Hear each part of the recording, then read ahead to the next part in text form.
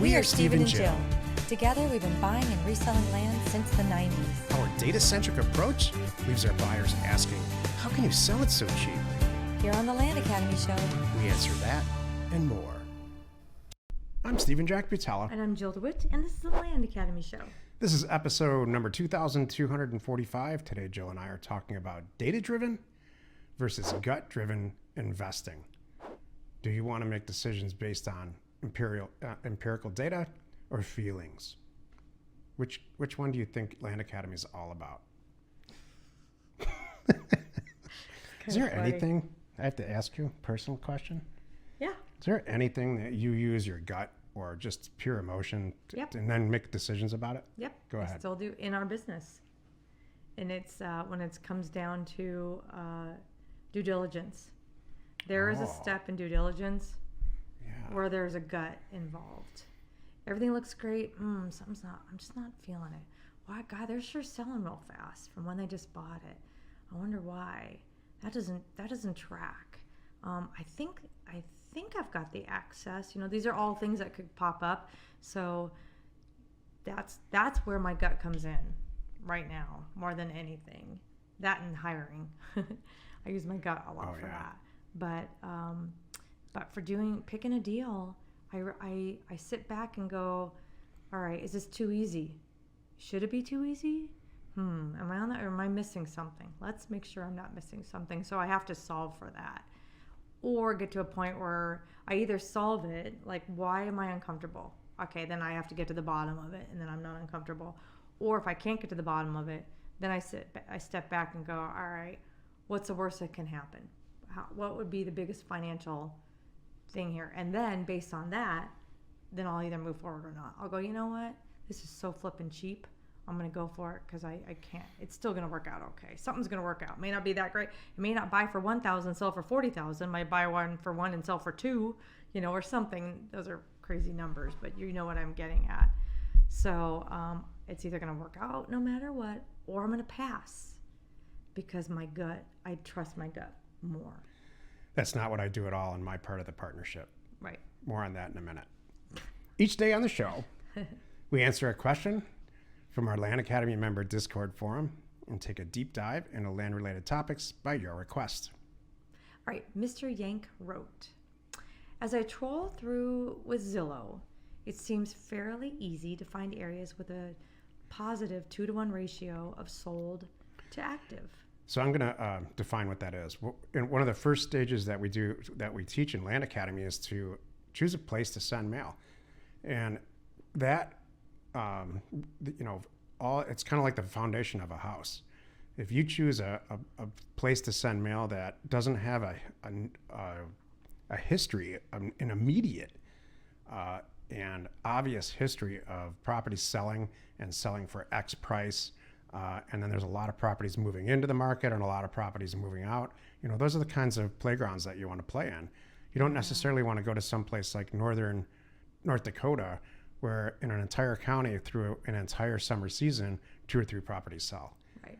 Not that I have nothing against any state or any of that. Just the data doesn't work. So, and I chose this question specifically for the topic today.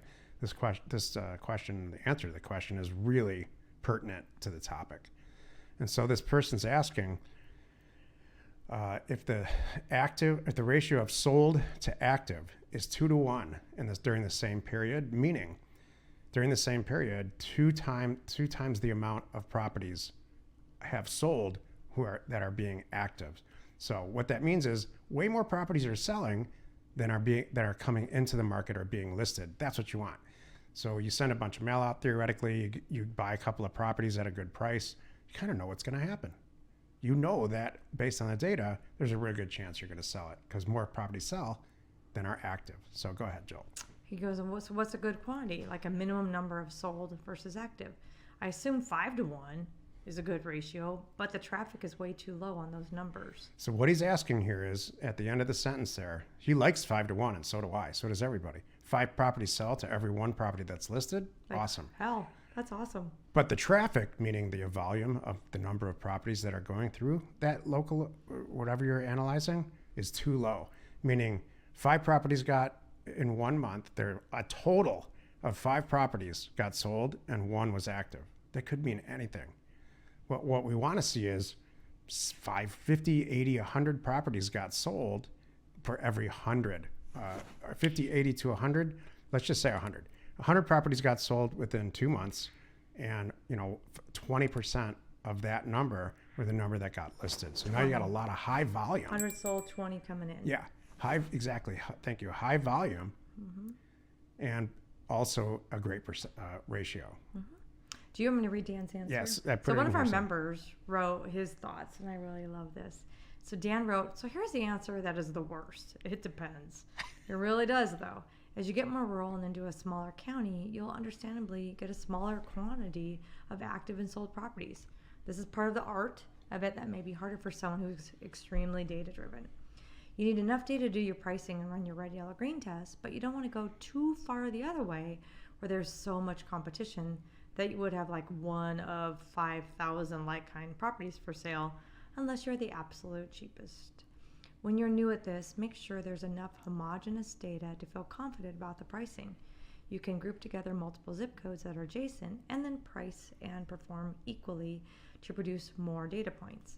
However, I would recommend keeping it simple when you're starting and add in more judgment calls and educated guessing to when you feel comfortable and confident to do so. So Dan's a longtime member, and Jill and I know him very well, and we talk personally every once in a while. This entire question and answer session on this episode is very indicative of what happens in a regular day in Land Academy. There's a lot of analysis that goes on, especially on the front end on my part, where you're utilizing data and making kind of a judgment call based on you're making an incredibly well-educated guess at everything that you do. Guess isn't even the right word, an educated decision. So this either appeals to you or it repulses you, or something in between. I happen to find this fascinating and challenging, and it clearly has worked for us, works for Jill too, and Dan, and the guy who's asking the question. I hope it works for you too. Today's topic, data-driven versus gut-driven investing. Jill really gave a pretty good synopsis at the beginning of the episode, and so Dan's answer was pictured perfect. Data is the reason. The lack of data when I started in the very early 90s in the commercial real estate industry in Michigan was frustrating as hell for me. I knew it was out there. Computers were just starting to get some serious traction, which I was really into. I was really into computers then. And so I found a way, without going into an incredible amount of detail, I found a way to meld existing data and then utilize it by contacting people to see if they wanted to sell their property. And it really worked. It worked out. So data is at the very nucleus of this entire Land Academy effort, and buying and selling land in general, and houses and all of it. Jill and I, we don't even talk about it anymore. We collect so much data pretty quickly to make a decision about whether we should buy a property, Correct. I collect a ton of data. She looks at quickly. Jill has a knack for taking the data and then turning it into something that's feelings driven. I see this topic one way. Data-driven versus gut-driven decisions, why guessing will sink you. You cannot use a dartboard, period, to decide where you're sending mail next month. There we go. I think we're done. Well, I mean, that's why, and I'm sure everybody's going, well, duh. But people do that. People start out a little bit like, for me, a dartboard might be, well, my brother-in-law is an agent, and he said this area is hot. That, to me, might as well be a dartboard. Do your own math. Do your own numbers. Run the data. If you're in the real estate industry and have been for a while, that every once in a while somebody comes up to you and says, my mother-in-law has a property in northern Wisconsin, and here's the deal. Is that a good deal? Should we buy it? Should we sell it? And that drives me nuts, because what that is all emotion. Right. What we do is send out 10, 20,000 offers, let's say in northern Wisconsin, if that's what we decide to do, based on data. And then we let all those properties come back, the ones we let the mail work for us. We let the 10 or 20 or 80 deals that come out of the mailer, and then we start to decide and drill it down from there. I hate this one-off thing. This one-off thing is guessing. Well, this is before the mail goes out. The mail's not going out until we solve this. And the data's got to work. And if it doesn't work, we move on to another county. Why might the data not work? Well, we talked about one of the reasons today, which is I don't have enough properties to work with. I have 2 sold. 2 to 1 is great, but when it's a county that's so small that it's 2 sold and 1 got listed, when it's 200 to 100, I can work with that. Now I've got stuff. So there's one reason why, it would depend.